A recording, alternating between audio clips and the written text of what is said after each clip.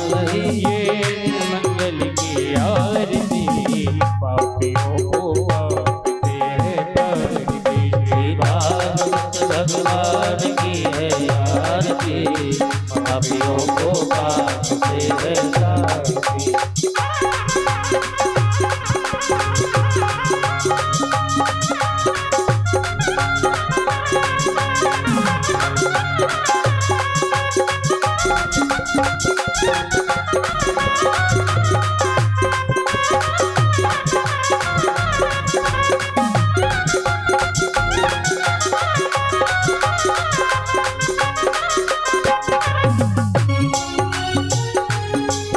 ये अमर ग्रंथ ये मधुर बोल जगपंत गोल तन मार्ग बताने वाला बिगड़ी को बनाने वाला। ये अमर ग्रंथ ये मुक्ति पंथ तन मार्ग बताने वाला, बिगड़ी को बनाने वाला। ओ ये मधुर बोल जगपंत गोल तन मार्ग बताने वाला बिगड़ी को बनाने वाला।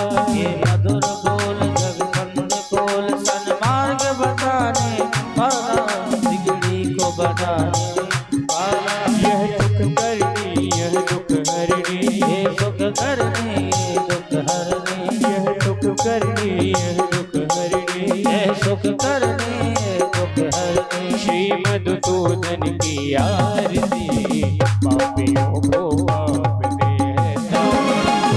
भागवत भगवान की है आरती, पापियों को पाप से है तारती। श्री भागवत भगवान की है आरती, पापियों को पाप से है।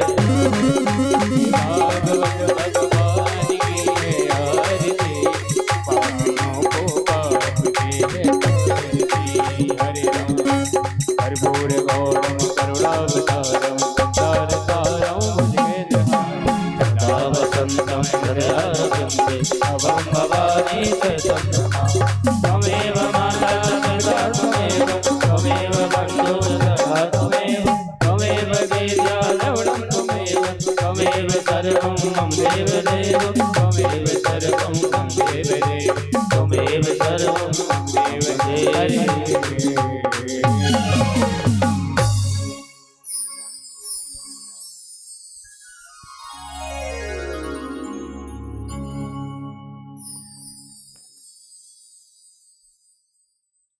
बोली भक्त वत्सल भगवान की जय।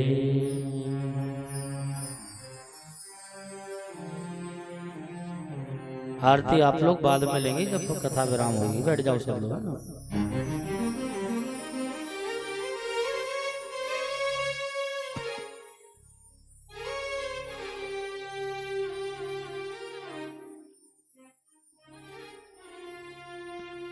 राधे राधे। बोल भक्त वत्सल भगवान की जय।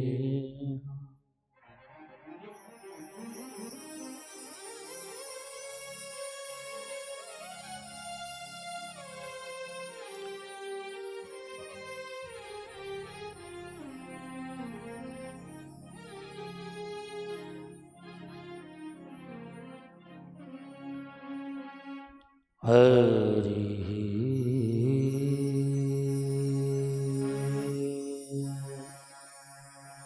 ओ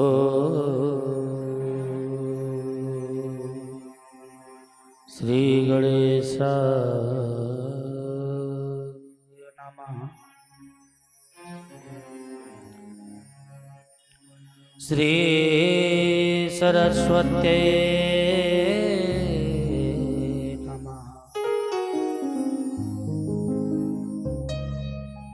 श्री गुरुचरण कमलेभ्यो नमः।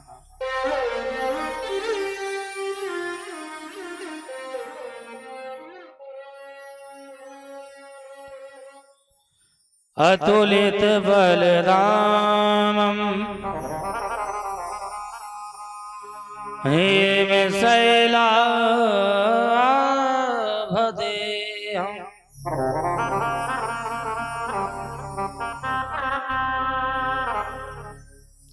धनुज कृषाणुं ज्ञानिनां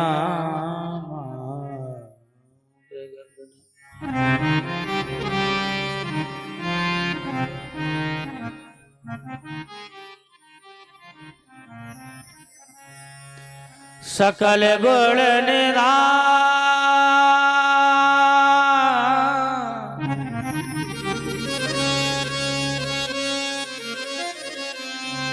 बाण राणामधीशं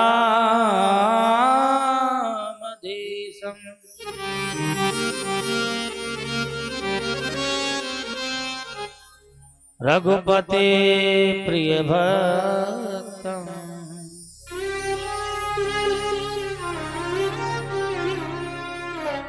बात जातं नमामि।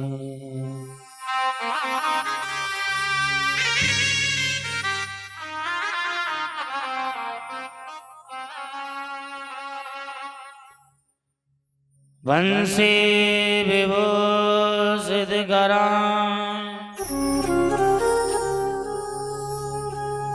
नवनीर दावा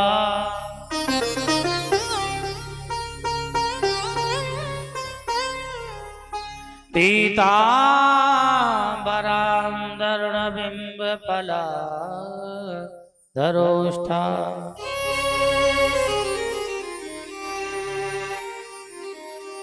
पूर्णेन्दु सुंदर मुखाधर बिंदु नेत्रा कृष्णात् परं किमपि तत्त्वमहं न जाने।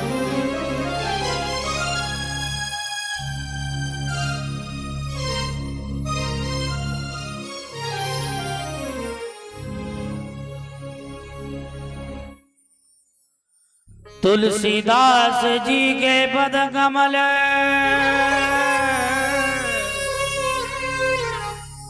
बारंबार मना गुण गाओ सिया राम के हनुमत हो सहाय।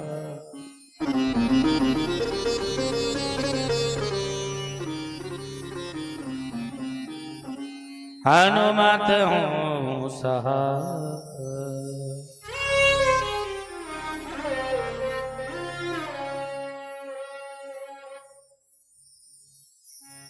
राधा मेरी स्वामिनी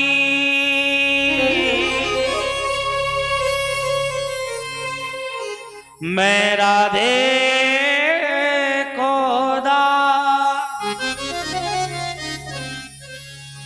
जन्म जन्म मोहे दीजिए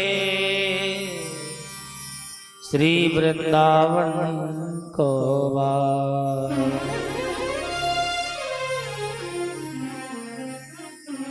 श्री वृंदावन को वार।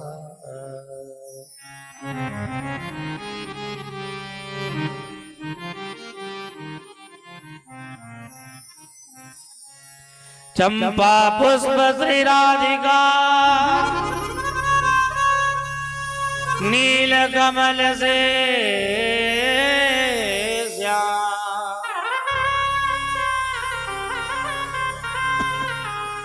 प्रतिदिन शिवम निहारा करे सुंदर सुखद ललाम।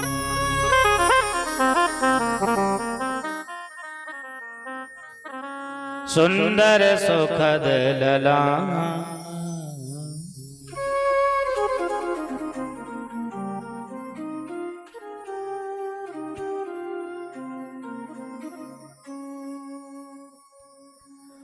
जय जय श्री राधा रमण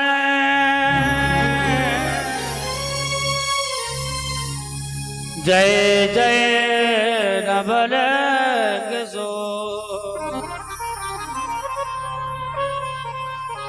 जय गोपी चित चोर प्रभु जय जय माखन चोर।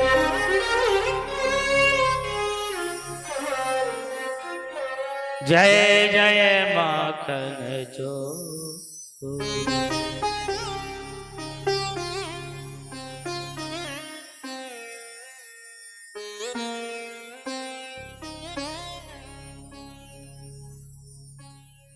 आइए मन और वाणी को पवित्र करने के लिए भगवान नाम का आश्रय लेते हुए चलते हैं। कोई कहे गोविंद, कोई कहे गोविंद, कोई गोपाला, कोई कहे गोविंद, कोई गोपाला। मैं तो कहूँ सांवरिया, मैं तो कहूँ सांवरिया, बांसुरिया बाला रे बाला, गोविंदा गोपाला, गोविंदा गोपाला। कोई कहे गोविंद, कोई गोपाला, कोई कहे गोविंद, कोई गोपाला, कोई कहे गोविंद, कोई गोपाला, कोई कहे गोविंद, कोई गोपाला। मैं तो कहूँ सांवरिया, मैं तो कहूँ सांवरिया, बांसुरिया बाला रे बाला, गोविंदा गोपाला, गोविंदा गोपाला।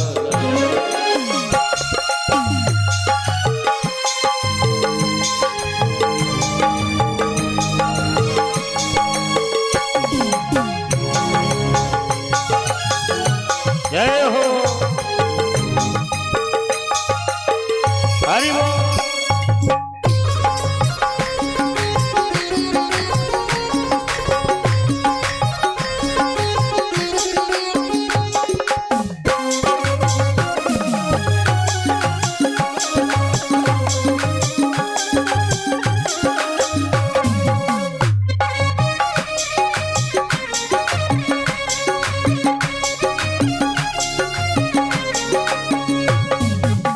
राधा ने श्याम कहा, मीरा ने नटवर, राधा ने श्याम कहा, मीरा ने नटवर। राधा ने श्याम, राधा ने श्याम, राधा ने श्याम, राधा ने श्याम। सभी लोग तालियों की सेवा करते हैं, ऐसे नहीं, सभी लोग तालियों की सेवा करेंगे। राधा ने श्याम कहा, मीरा ने नटवर, राधा ने श्याम कहा, मीरा ने नटवर। राधा ने श्याम कहा, मीरा ने नटवर, राधा ने श्याम कहा, मीरा ने नटवर। और कृष्णा ने कृष्ण कहा, खूब जाने नटवर, कृष्णा ने कृष्ण कहा, खूब जाने नटवर। कृष्णा ने कृष्ण कहा, खूब जाने नटवर, कृष्णा ने कृष्ण कहा, खूब जाने नटवर। ग्वालों ने तुमको पुकारा गोपाला, ग्वालों ने तुमको पुकारा गोपाला। मैं तो कहूँ सांवरिया, मैं तो कहूँ सांवरिया, बांसुरिया बाला रे बाला, गोविंदा गोपाला, गोविंदा गोपाला।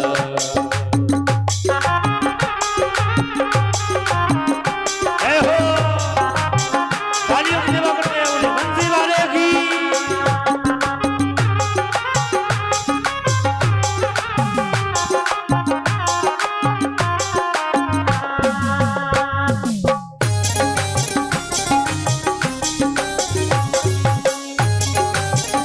हरि बोल।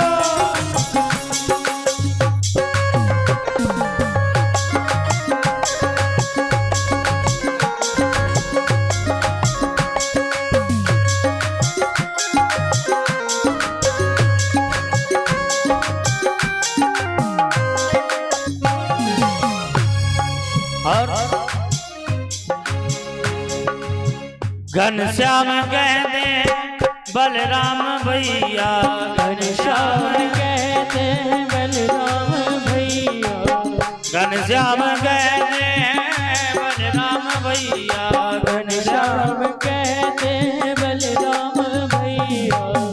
यशोदा पुकारे कृष्ण कन्हैया, यशोदा पुकारे कृष्ण कन्हैया, यशोदा पुकारे कृष्ण कन्हैया, यशोदा पुकारे कृष्ण कन्हैया।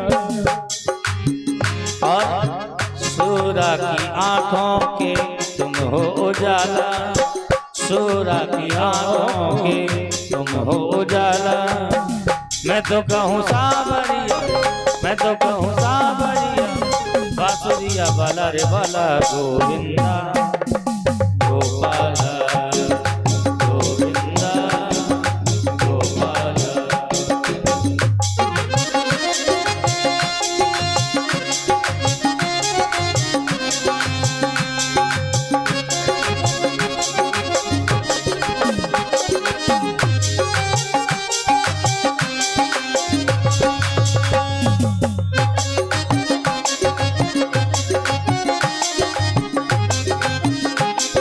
बुलवा के बिहारी लाल की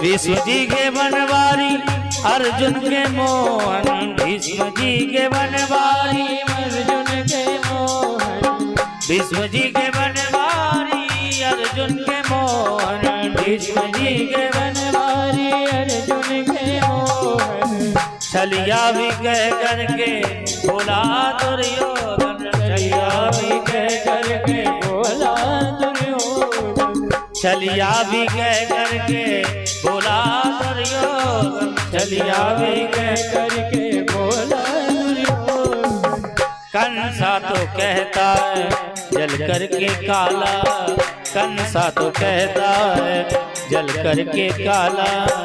मैं तो कहूँ सावरिया, मैं तो कहूँ सावरिया, बांसुरिया बाला रे बाला गोविंदा गोपाला गोविंदा गोपाला गोविंदा गोपाला गोविंदा गोपाला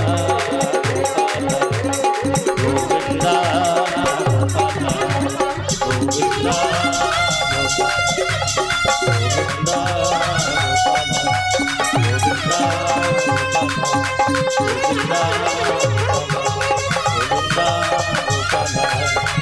गोविंदा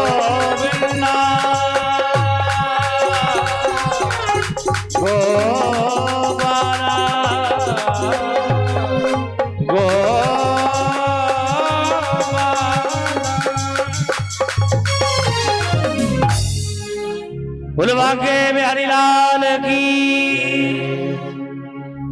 कोई कहे गोविंद, कोई गोपाला, कोई कहे गोविंद, कोई गोपाला। मैं तो कहूँ सावरिया, मैं तो कहूँ सावरिया, बांसुरिया बाला रे बाला गोविंदा गोपाला गोविंदा गोपाल। भक्त वत्सल भगवान की। एक बार जोर से जयकारा लगाएं। बुलवा के बिहारी लाल की जय। अभी आवाज नहीं आई, हम अकेले बोल रहे, पूरे गांव में आवाज जा रही है। हाँ? वो आप इतने बैठे, हमारे कान तक नहीं आ रही है। हाँ माइक लगा, ये अलग विषय है, लेकिन बोल तो अकेले ही रहे हैं। तो जोर से बोलो, बुलवा के बिहारी लाल की। हाँ तो जय और राधे राधे तो बोलते ही जाएं साथ साथ, है ना। बोलो राधे राधे। क्यों? क्योंकि कथा में दो विघ्न ज्यादा आते हैं। एक निद्रा देवी बहुत अच्छी आती है कथा में। हाँ नींद बहुत अच्छी आती है। जो गोली खाने से नींद ना आए, कथा में आ जाओ, नींद आ जाएगी। आती कि नहीं? तो निद्रा देवी यहाँ आना पाए।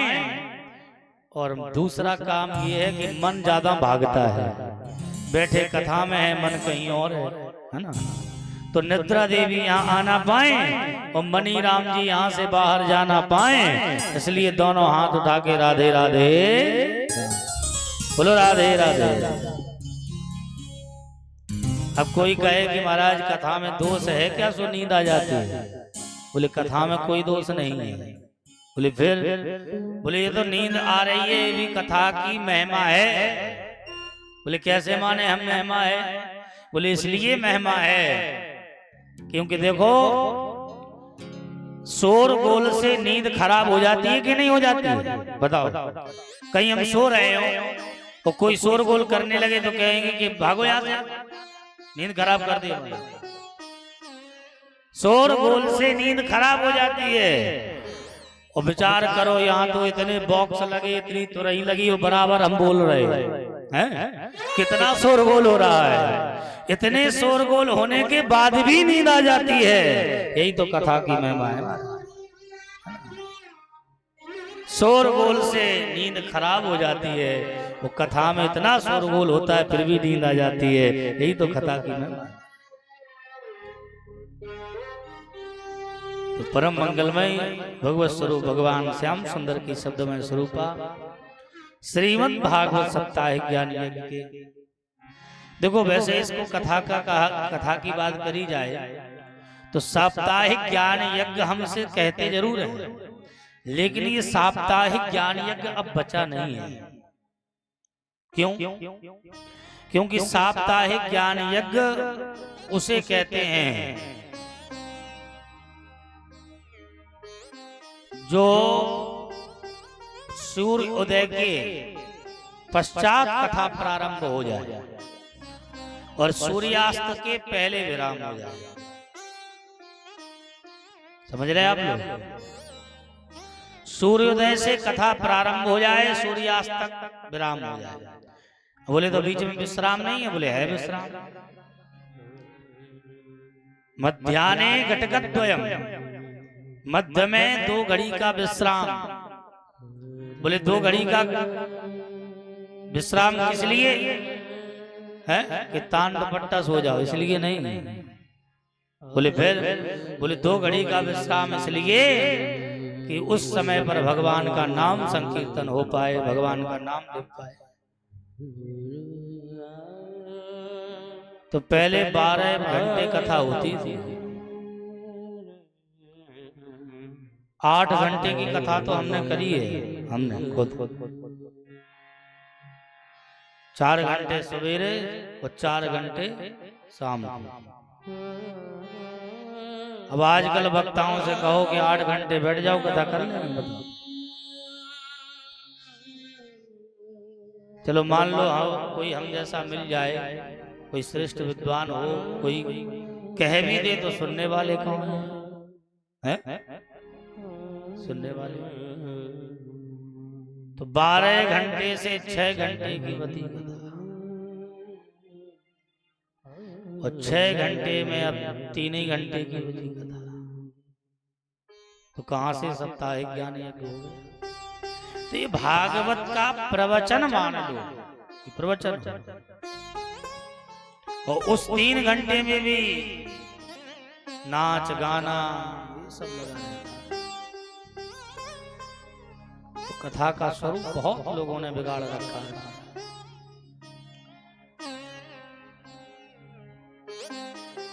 तो आप ये बताइए, आपको कथा सुननी है कि व्यथा? बताओ परीक्षित जी, बताइए। कथा तो बाद में ना कहियो कि आप महाराज का सुना रहे हैं। हम कथई वाचक हैं, व्यथावाचक तो नहीं है।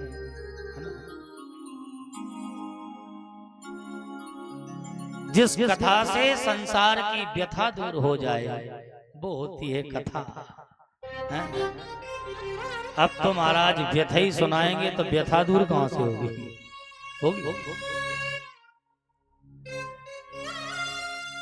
इसमें देखो पूज्य श्री डोंगरे जी महाराज कहते हैं एक बात कि अगर कथा सुनने से श्रोता का कल्याण नहीं हुआ,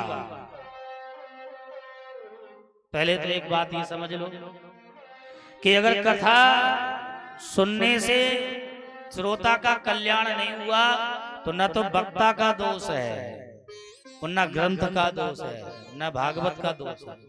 बोले फिर किसका दोष है?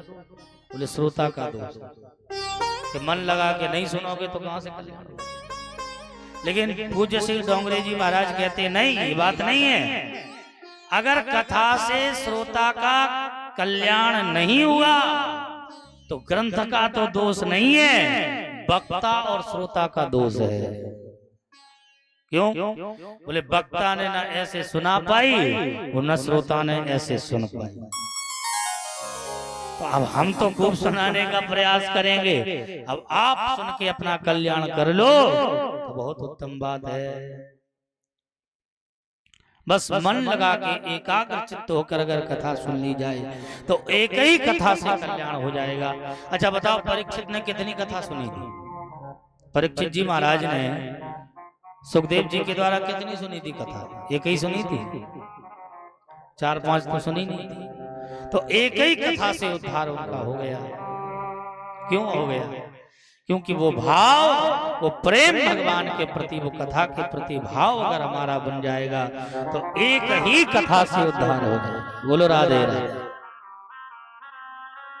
एक ही महाराज, तो कथा जो है संसार की व्यथा दूर कर देती है।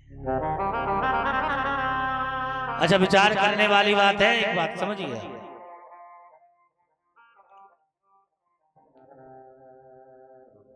ये यज्ञ, ये आयोजन अचानक हुआ, कोई इसका शोधन तो किया ब्राह्मणों ने, लेकिन इसका ये नहीं रखा गया कि सलाह महाराज जी ने हालांकि सबसे ली थी, पूछा था सबसे, ऐसा कोई नहीं कह सकता किसी से नहीं पूछा। क्यों परीक्षित? लेकिन फिर भी संतों के कार्य कोई हम व्यक्ति विशेष नहीं करता है, संतों के कार्य करते हैं तो भगवान करते हैं। ये कथा न तो केवल किसी के धन बल से होती है, कोई कहे धनवानी व्यक्ति के हम करा लेंगे कथा, नहीं। ये कथा किसी के धन बल से नहीं होती है, ये कथा किसी के विद्या बल से नहीं होती है, ये कथा किसी के यश बल से नहीं होती है, ये कथा किसी के तप बल से नहीं होती है। ये कथा होती है तो केवल भगवती की कृपा बल से होती है। बोलो गौरैया मैया की। तो ऐसी ही भगवती की कृपा हुई है महाराज जी के ऊपर, तो इस आयोजन को रखा गया है महाराज। तो संतों के ऊपर तो भगवान की कृपा होती है, भगवान ही संतों के उस कार्य को संभालने के लिए लग जाते हैं। विचार करने वाली बात, हम लोग आप लोग नहीं संभालते।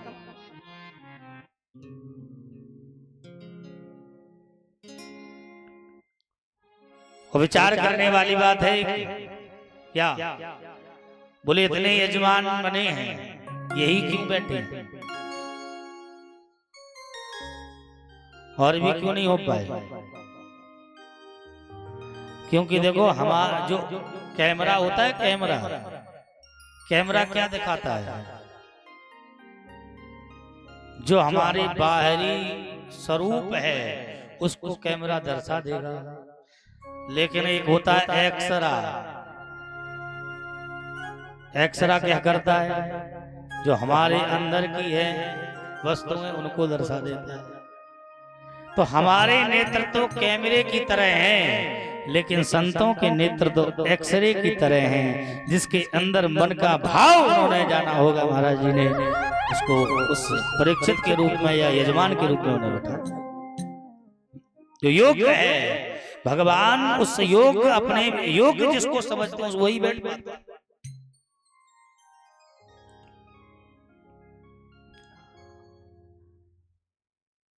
तो महाराज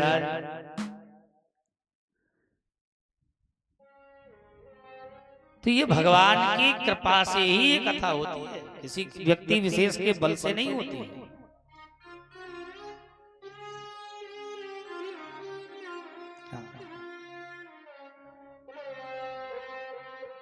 और जीवन में एक बात मन में समझ लो कि हमारा जब कथा में हम बैठे तो केवल एक ही बात हमारे जीवन में होनी चाहिए उस समय कि सब प्रभु आपका है।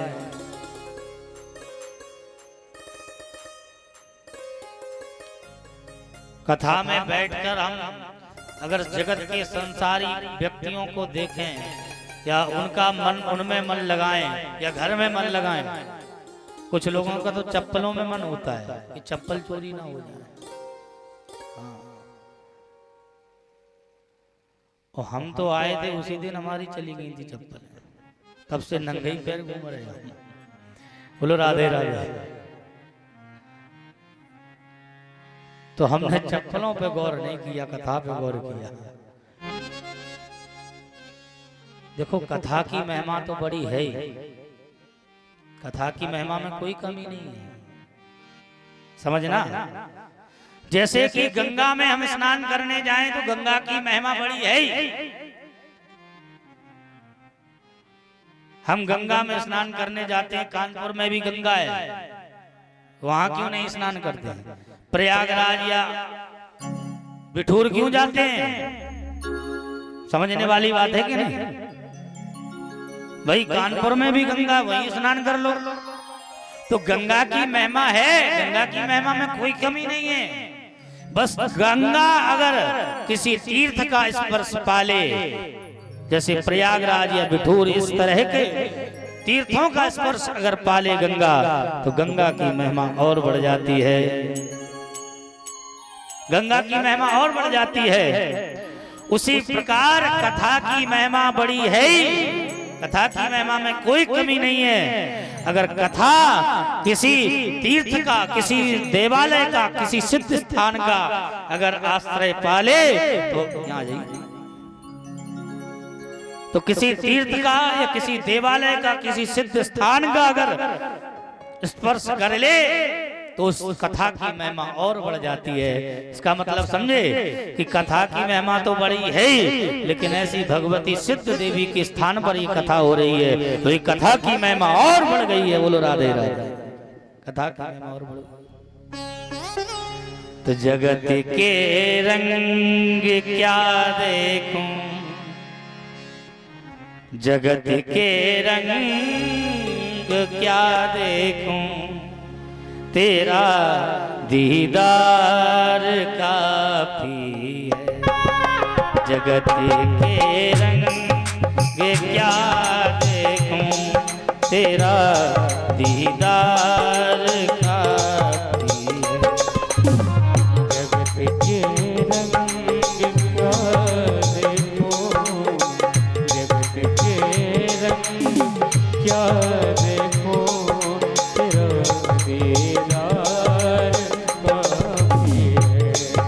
जगत के रंग क्या देखो, तेरा दीदार काफी है।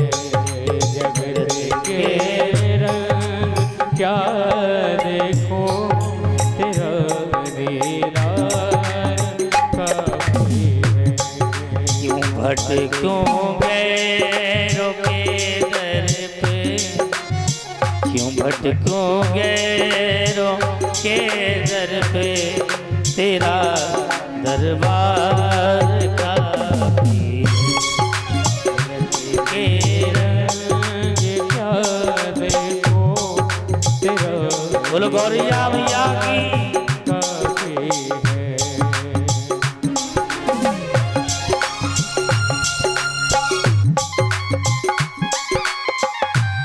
तालियों की सेवा करते हुए बोले बांके बिहारी लाल की, राधा रानी सरकार की। ये प्यारे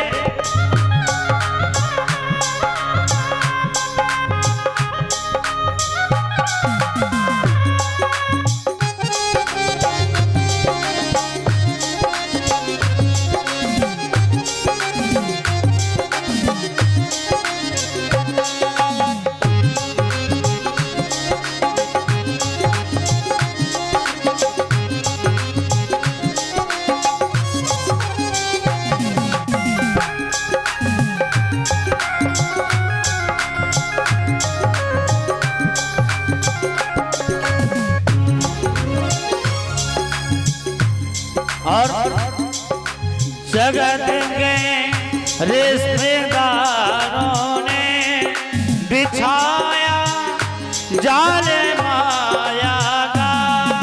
जगत के रिश्तेदारों ने बिछाया जाल माया का।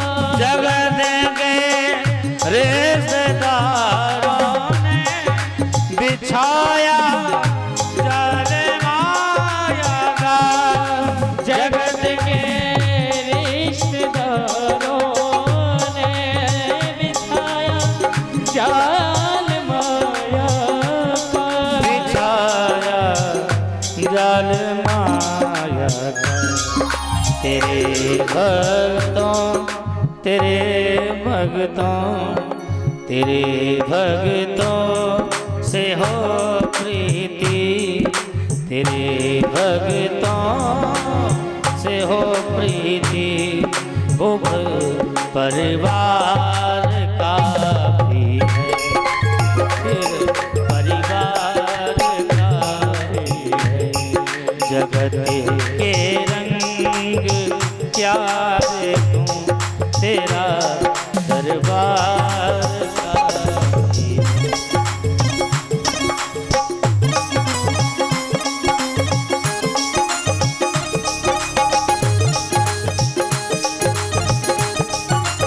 जय हो हरि बोल बलवंती वाले की।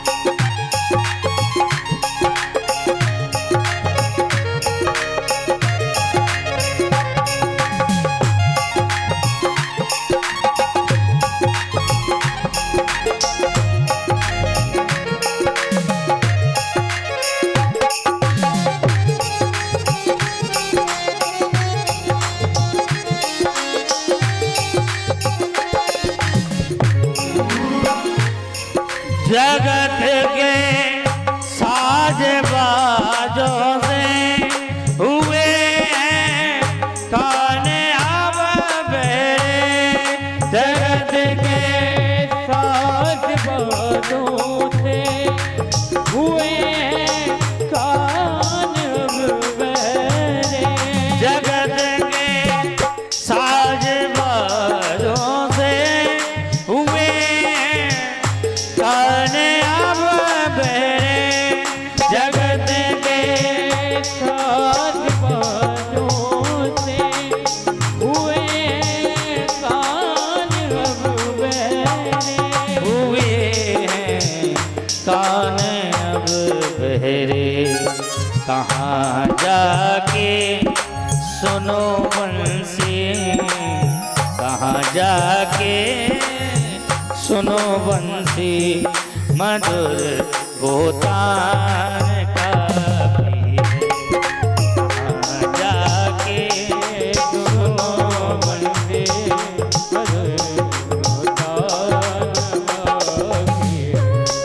जगत के रंग क्या देखूं तेरा दीदार काफी है। जगत के रंग के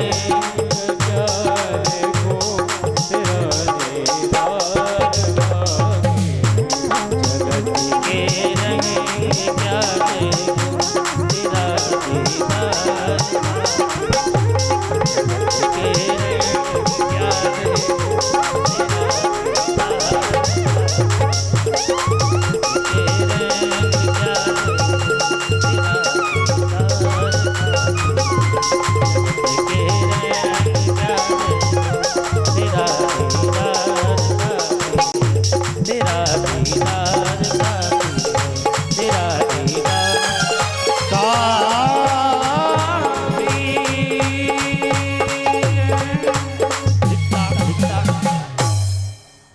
जगत के रंग क्या देखूं तेरा दीदार काफी है। निरे निरे ग मद निरे द प मद नि द म प रे नि प मद निरे ग नि द निरे स नि प म। भगवान की अगर कथा में आकर हमारे जीवन में उस समय पर कम से कम इतना तो हो कि जगत के संसार के सब बंधनों को छोड़कर केवल भगवान का, तो आप 3 घंटे 4 घंटे अगर कथा सुनेंगे तो उस 3 घंटे में ही आपका कल्याण होगा।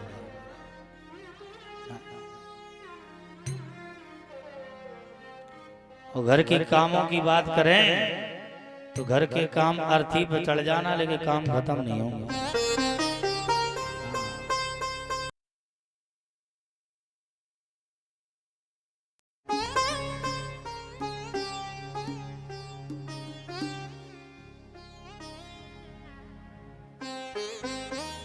ग्रह कारज ना जंजाल, ग्रह कारज ना जंजाल, ग्रह कारज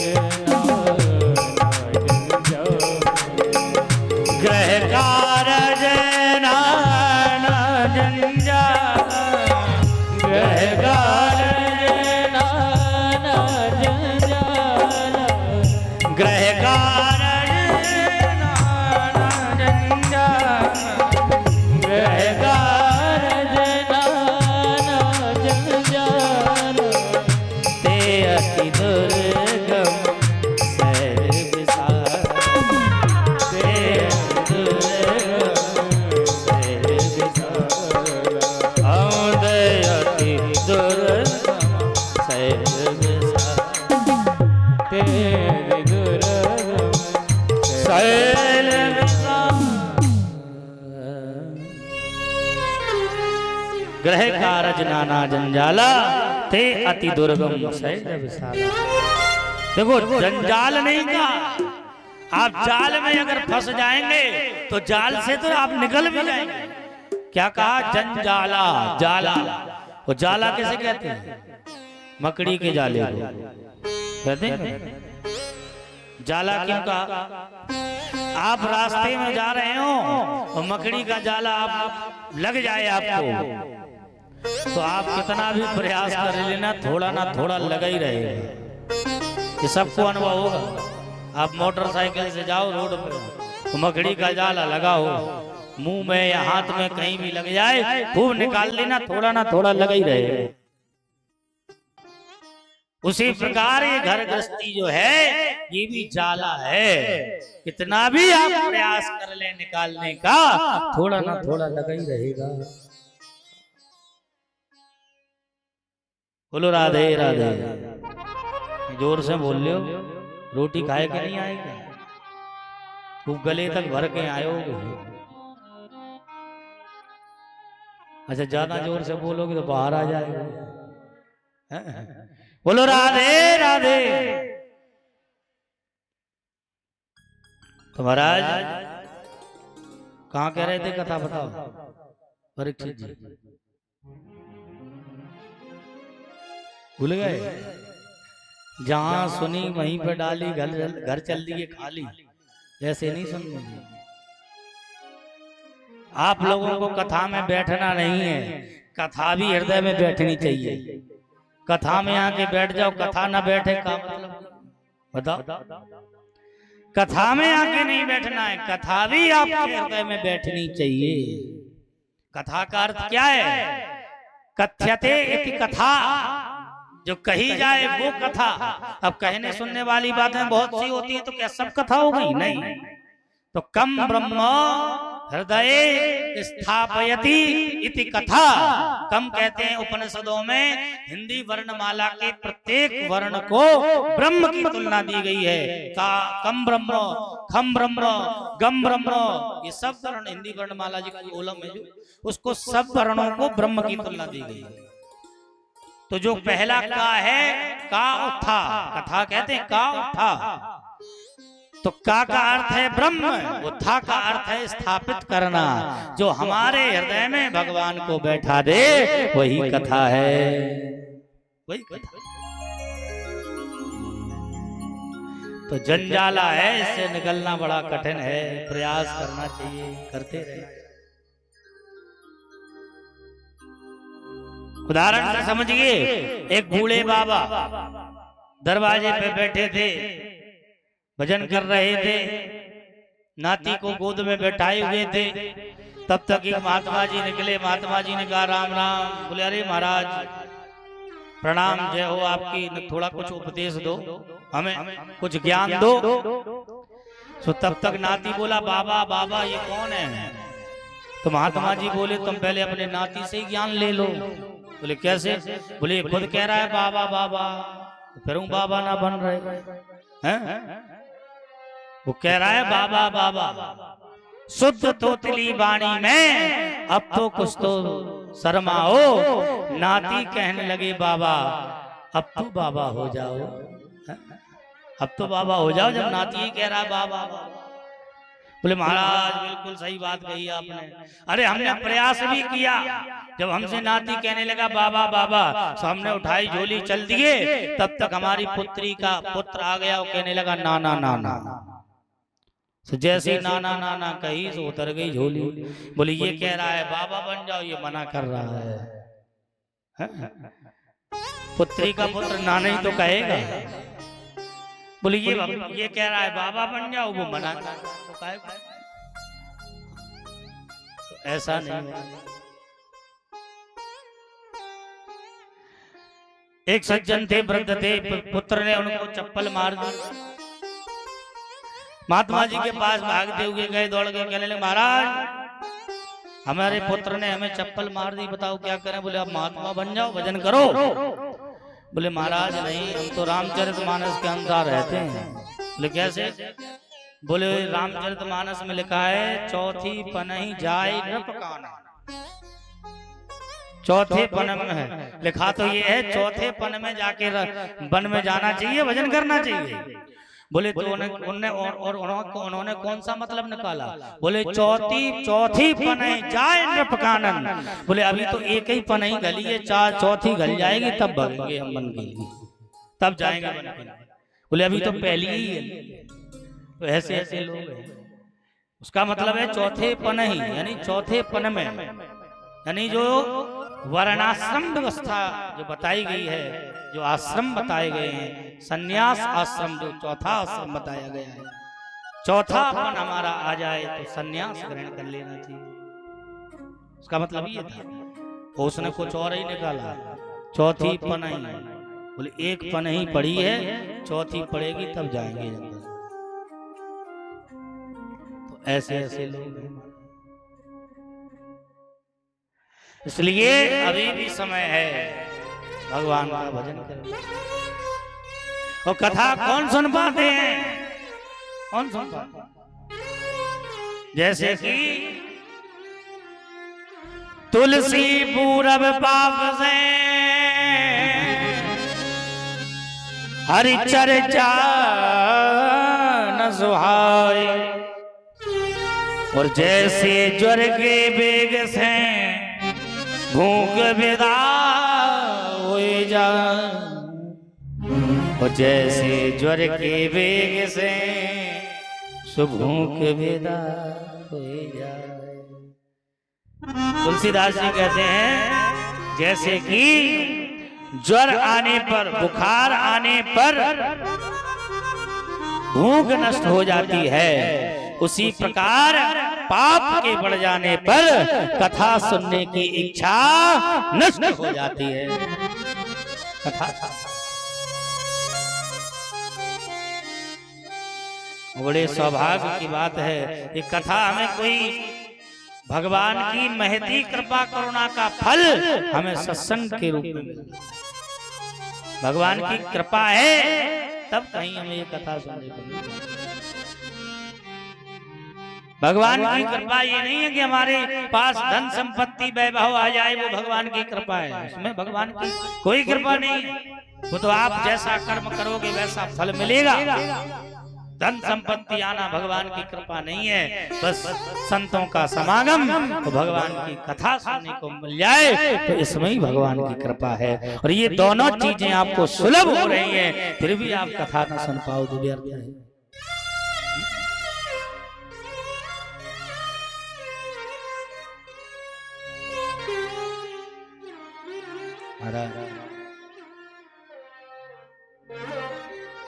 कितनी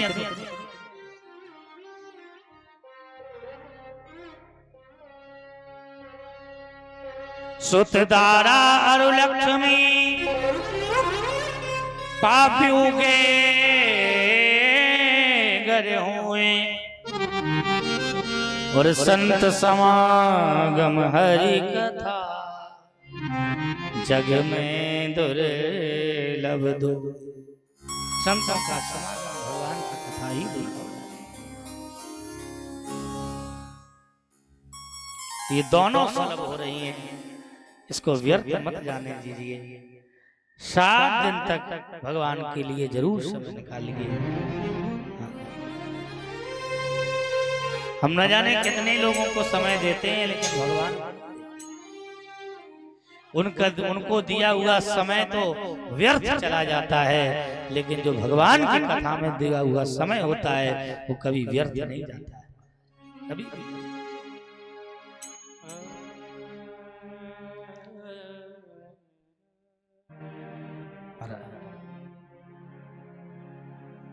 तो श्रीमद् भागवत महापुराण श्री यानी लक्ष्मी, मद यानी अभिमान,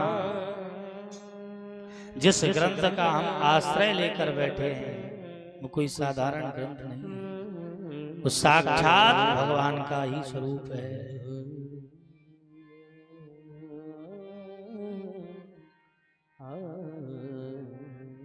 साक्षात भगवान का स्वरूप। 7-8 दिन तक हमें भगवान भागवत के सामने बैठ रहे हैं तो हम केवल कोई बात नहीं सुन रहे हैं, हम केवल भगवान का दर्शन कर रहे हैं।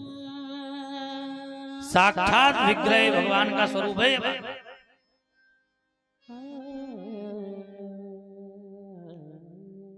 कथा कैसे भी सुन ली जाए कल्याण।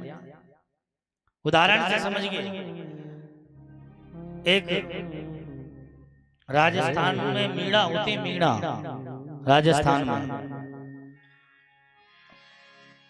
तो एक घाटम सिंह मीणा थे, सत्य घटना है बिल्कुल। घाटम सिंह मीणा जी थे जिनका कार्य था पुश्तैनी कार्य था चोरी करना। क्या कार्य था? चोरी करना। उनके दादाजी जब मरे तो अपने पुत्र को बता गए कि तुम चोरी करना नहीं छोड़ना, ये हमारा पूर्वजों का काम है। और जब उनके पिताजी मरे तो वो कहने लगे कि बेटा घाटम सिंह मीणा जी से बोले ये चोरी करना पुश्तैनी काम है, हमारा छोड़ना नहीं है। बोले महाराज कभी नहीं छोड़ना। पिताजी बोले कभी नहीं छोड़ना। बोले देखो, बोले कभी भी छूटेगा भी नहीं, बस 2 चीजें याद रखना। बोले क्या? बोले कभी भी कहीं कथा हो रही हो तो कथा सुनने मत जाना। अगर कथा सुनने नहीं जाओगे तो कभी भी तुम्हारा ये काम बंद नहीं होगा। वो कथा सुनने चले गए, शायद कथा से कोई ऐसी बात दिमाग में बैठ गई, तुमने छोड़ दी चोरी करना, तो पाप करना छोड़ दिया तो है? बोले कभी कथा सुनने मत जाना और कभी किसी मंदिर में मत जाना। बोले ठीक है, ठीक है। न कभी कथा सुनेंगे न कभी मंदिर में जाएंगे, लेकिन एक समस्या का समाधान कर दो। बोले क्या? बोले कभी कथा में भीड़ ज्यादा होती है और मान लो हमें वहीं से निकलना पड़ा, भागना पड़ा, पुलिस पीछे पड़ी हो, तब क्या करें? तब क्या करें? तो पिताजी ने कहा कि दोनों कान में उंगली डाल लेना, लेकिन कथा नहीं सुनना। दोनों कान में उंगली डाल लेना, लेकिन कथा को नहीं सुनना। बोले महाराज ठीक। अब एक दिन क्या हुआ कि पिताजी तो चले गए, एक दिन ये चोरी करके भाग रहे थे, पुलिस पीछे पड़ी हुई थी, तो कथा के ही मध्य से निकलना पड़ा। एक जगह कथा चल रही थी, वो कथा के मध्य से निकले तो जंगल में थी कथा। ये भी जंगल ही जैसा है, तो जंगल में थी कथा। तो जैसे घाटम सिंह मीणा जी भागे, सो एक कांटा था, कान में दोनों में उंगली डाले थे, तब तक भाग रहे थे कान में उंगली डाले कि कथा ना पड़ जाए कान में। तो एक कांटा क्या हुआ, कांटा उनके पैर में चुभा। वो ऐसा वैसा नहीं चुभा, इतना बड़ा कांटा कि नीचे तलवे से ले घुसा ऊपर निकल गया, इतना बड़ा। अब महाराज पुलिस तो पीछे पड़ी हुई थी, सोचने लगे अगर कानों से उंगली हटावे तभी तो कांटा निकलेगा, तो कथा कान में पड़ जाएगी। वो पिताजी ने कहा है कथा कैसे भी कुछ भी हो जाए सुनना नहीं है, अगर कांटा ना निकाले तो पुलिस पकड़ लेगी, सो फांसी लग जाएगी। बोले अब फांसी से बचने से अच्छा, फांसी चढ़ जाए उससे अच्छा है कि कांटा ही निकाल लो, उंगली निकाल के कांटा निकाल लो, भाग लो, कथा पड़ जाएगा, लेकिन कम से कम फांसी से तो बच जाए। तो उन्होंने क्या किया कि कानों से उंगली हटाई और कांटा निकाल लिया, और जैसे ही कांटा निकाला तो कथा कान में पड़ गई। वो कथा में पंडित जी सुना रहे थे कि जो देवी देवता होते हैं उनको कभी पसीना नहीं आता, जैसे हम लोगों को पसीना आता है, देवी देवताओं को पसीना नहीं आता। देवी देवताओं को कभी दाढ़ी बाल, जो मूंछ होती है दाढ़ी मूंछ, ये नहीं आती है। हाँ, क्योंकि हम लोग बनते हैं पंचतत्व से, देवता नहीं बनते हैं। देवताओं का अद्भुत स्वरूप होता है, उनको कभी पसीना नहीं आता है, कभी मल त्याग नहीं करते हैं, गंदगी नहीं त्याग करते हैं। जैसे हम लोग आंखों से भी गंदगी निकलती है, मुंह से भी गंदगी, ये सब नहीं होता, पसीना नहीं आता है। और धरती से एक दो बीता ऊपर चलते हैं, धरती का स्पर्श नहीं करते। बोले क्यों नहीं करते हैं? क्योंकि धरती को, पृथ्वी को अपवित्र माना है। अब कोई कहे महाराज कैसे माना, तो पृथ्वी को अपवित्र, पहले तो ये पवित्र थी, लेकिन जब मधुकैटभ का वध भगवान विष्णु ने किया है भगवती की इच्छा से, ये देवी भागवत में कथा है। आपके पास में गांव है रूपपुरा, वहां हमने देवी भागवत की भी कथा कही है। हाँ।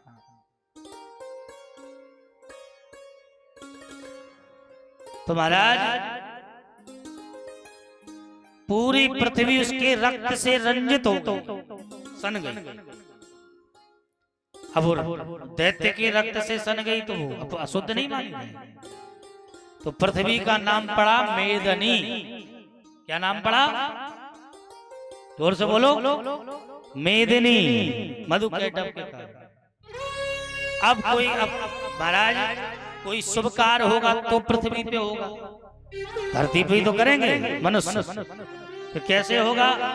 तब भगवान के द्वारा, संतों के द्वारा, ऋषियों के द्वारा तीर्थों की रचना करी, तीर्थ बनाए गए। इसलिए तीर्थ बनाए, पहले तीर्थ नहीं थे धरती पे, इसलिए तीर्थों की स्थापना करी कि जिससे हम भले ही पृथ्वी पर रहें तो किसी पवित्र स्थान पर जाकर कोई पूजा पाठ आदि तीर्थ में जाकर कर ले। तो तीर्थों की जगह को शुद्ध किया गया। हाँ, तभी तीर्थ बनाए। और फिर एक चीज और समझ लो आप, बोले फिर कोई तीर्थ ना कर पाए, घर में कराए कोई पूजा पाठ, फिर क्या करे? बोले तो गाय के गोबर से लीपे तब वो पृथ्वी को शुद्ध माना जाएगा।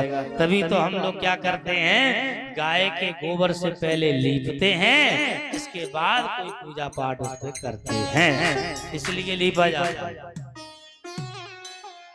समझ गाय के गोबर से इसलिए लिपा जाता है क्योंकि पृथ्वी अपवित्र है, उसको पवित्र जगह हम बनाकर गाय के गोबर से उस पर कोई पूजा पाठ आदि हम कर सके।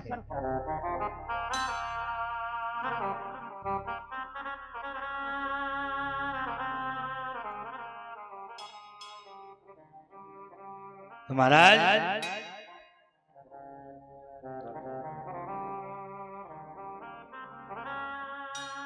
इसलिए ये जो पृथ्वी है इस पर जितने भी पूजा पाठ होते हैं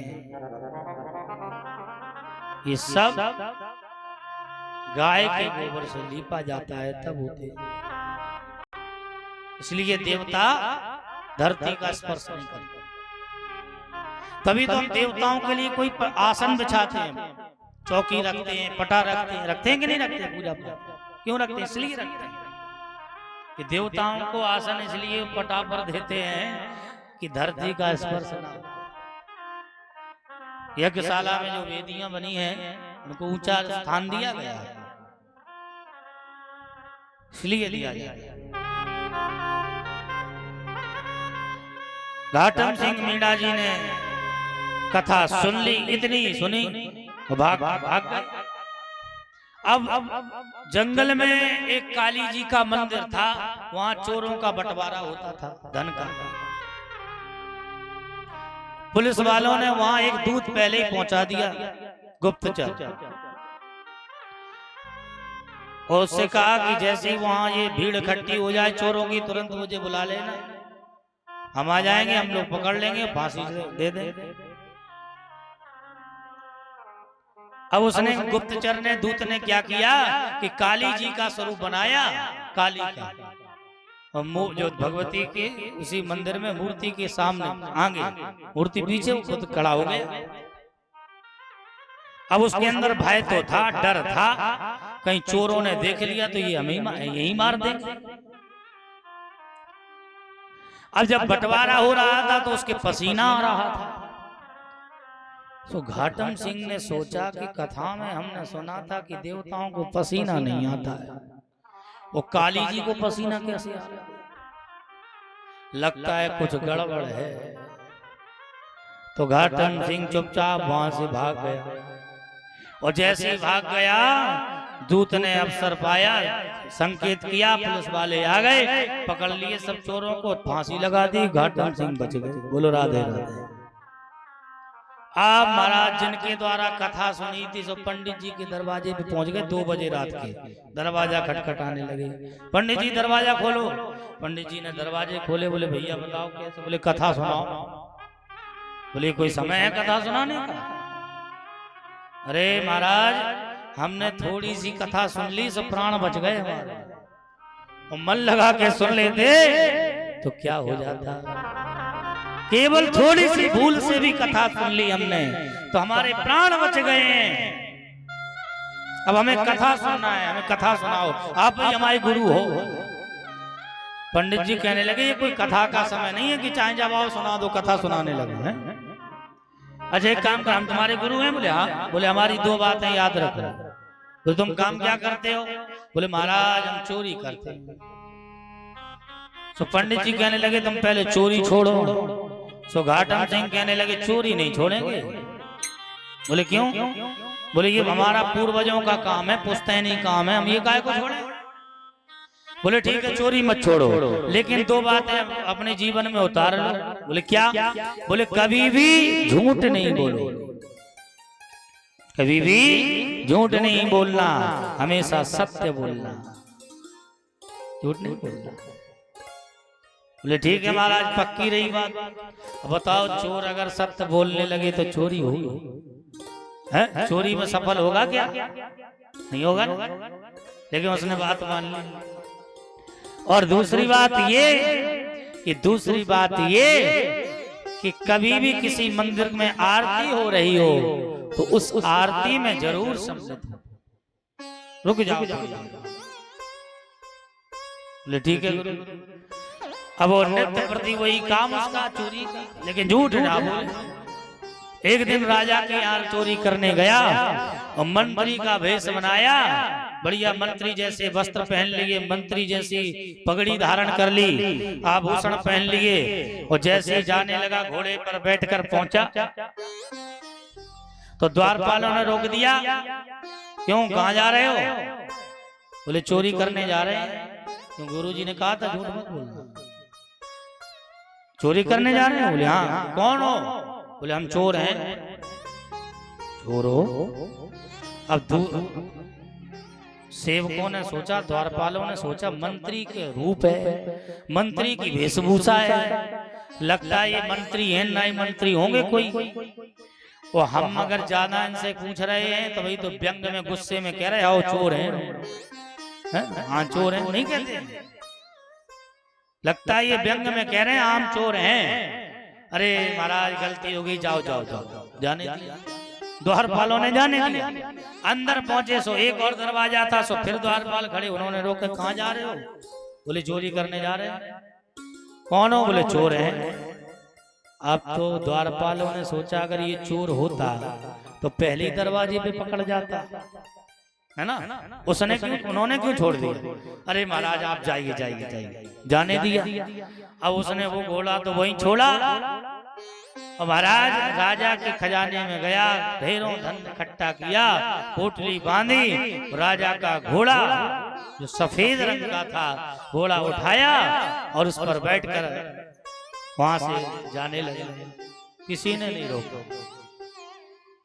जैसे चला आया, एक रास्ते में मंदिर मिला, ब्रह्म बेला थी, तो ब्रह्म बेला में सवेरे 4 बजे मंदिर की आरती हो रही थी, तो रुक गया और घोड़े को पीछे मंदिर के बांध दिया, पोटली बगल में रख ली और महाराज आरती में सम्मिलित हो गया। इधर राजा को जब पता चला चोरी हो गई, चोरी हो गई। बोले कितनी? बोले एक मंत्री जरूर आया था। बोले मंत्री नहीं था, बोले चोर था, पकड़ो उसको। बोले कितनी दूर गया होगा? बोले अभी ज्यादा दूर नहीं गया होगा, जल्दी पकड़ो उसको। और जैसे ही राजा की सेना पहुंची, राजा पहुंचे तो मंदिर के पास पहुंच गए जहां वो खड़ा था। आरती पूरी हुई। बोले क्यों, तुमने चोरी करी? बोले हाँ चोरी करी, क्योंकि वो सत्य बोलता, झूठ नहीं। चोरी का सामान भी बरामद हो गया। बोले यही पोटली में तो धन है? बोले हाँ है, झूठ नहीं बोल रहा। देखो अरे चोर भी इतना जानता है, विचार कर। हम सज्जन होकर भी कथा ना सुन पाए तो हम तो उस चोर से भी गए भी थे।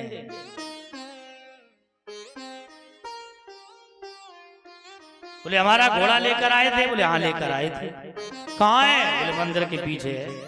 सब बता दिया, कोई छुपाया नहीं, झूठ नहीं। और जैसे ही मंदिर के पीछे से घोड़ा लेकर आए, कैसे रंग का था? याद है कि भूल गए? हाँ सफेद। और जैसे ही सफेद रंग का वो घोड़ा काले रंग का हो गया, लाया गया। राजा ने कहा घोड़ा तो यही है लेकिन रंग ये नहीं है। बोले तुमने घोड़ा में क्या रंग लगा दिया क्या? बोले नहीं। बोले यही घोड़ा है, हमने कुछ नहीं किया। राजा रथ से उतरा और चरणों में गिर गया। बोले महाराज घोड़ा यही है लेकिन इसका रंग बदल गया। आपने सब जब पता चला कि ये चोर जरूर है लेकिन कभी झूठ नहीं बोलता है। बोले आपको चोरी करने की जरूरत नहीं है, जितना भी आपके परिवार के लिए धन खर्च होगा वो सब हमारे खजाने से दिया जाएगा और आज से आप केवल भगवान का भजन करोगे। ये सत्य घटना है राजस्थान की। वो भगवान का भक्त हो गया और भगवान का भजन करते उसका कल्याण।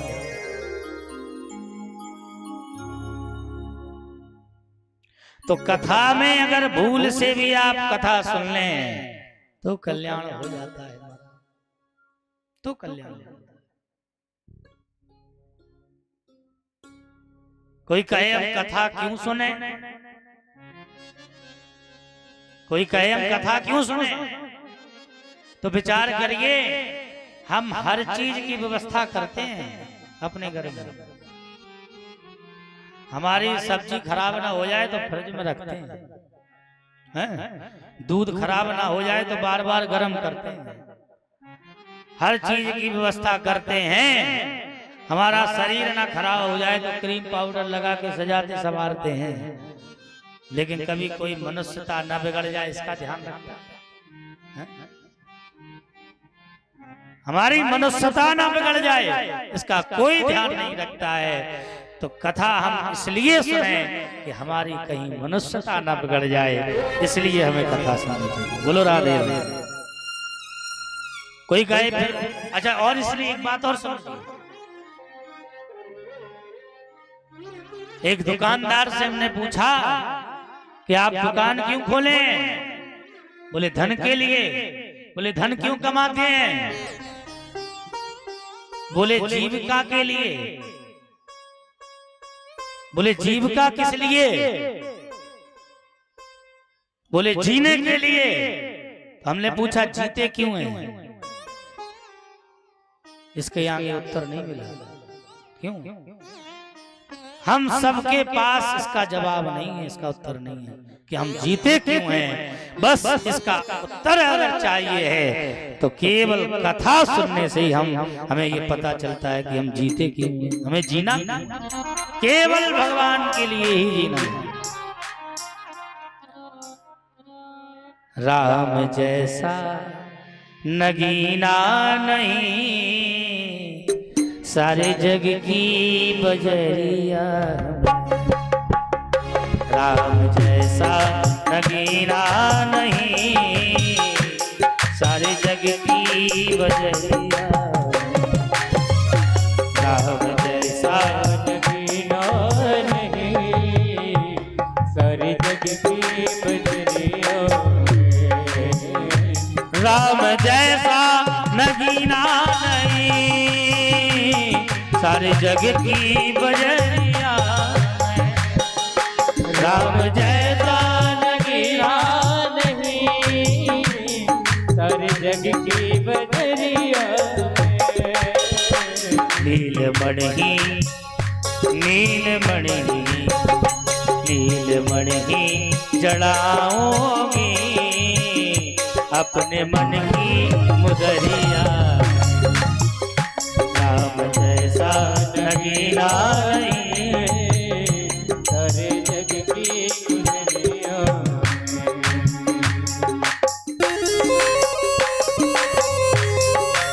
जय हो हरि की सेवा करते हुए हरि बोल।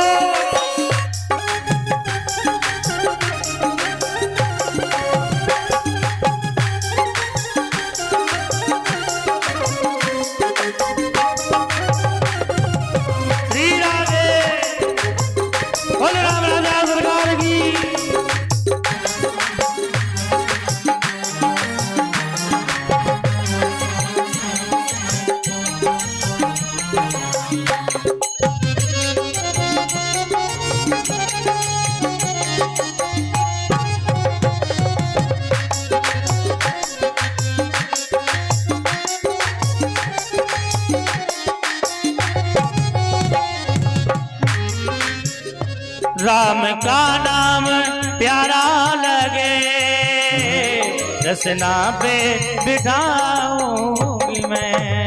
राम का नाम प्यारा लगे, रसना पे राम का नाम प्यारा लगे, रसना पे बिठाऊंगी मैं। राम का नाम प्यारा लगे, रसना पे मृदु मूरत बसाऊंगी, नैनों की पुतरिया।